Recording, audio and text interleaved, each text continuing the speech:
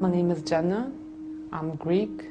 I was born in Germany and I grew up in a very strict, traditional Greek Orthodox family. We grew up almost as other Muslim families would raise their children. Our families wanted to guarantee that we would be brought up in a Christian way, in the Orthodox way. We always went for vacation all together, and we never split up for vacation. So family vacations were always very nice, and especially our very first vacation in the UAE about 13 years ago. I was like 12, 13 years old, and the first week we stayed in the country, we did a tour all over the UAE. And it was on a Friday when we were on the way to a souk. Suddenly the adhan came on for the time, for the prayer time.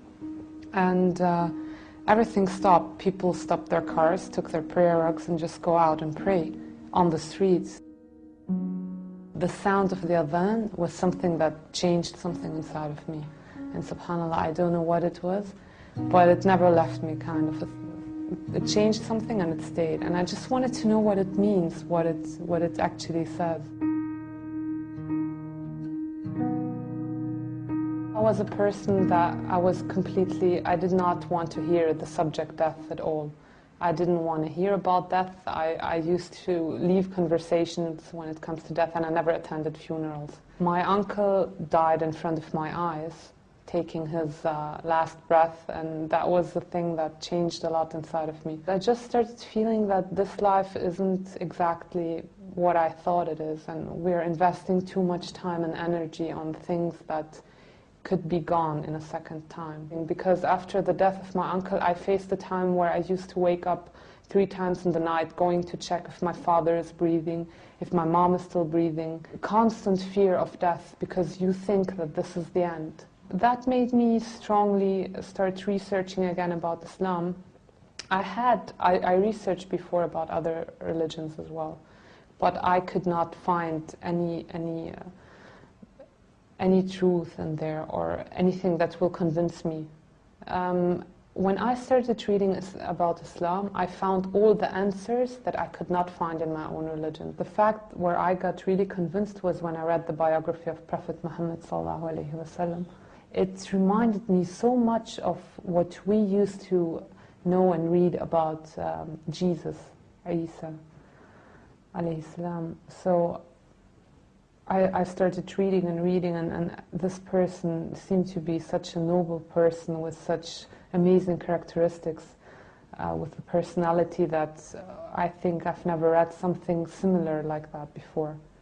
After reading the biography, I was convinced that everything I know about Islam, I have to delete it and just start reading from zero onwards and get my own research and get my own facts about this religion, because obviously everything I knew before was wrong.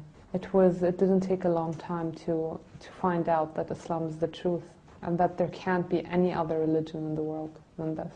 Although I got convinced about Islam, I was scared to say the Shahada. I was like, yeah, it's the right thing. I might, take this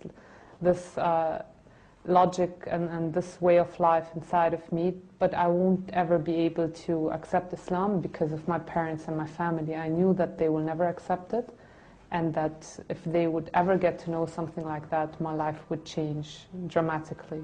So I met a girl in Germany.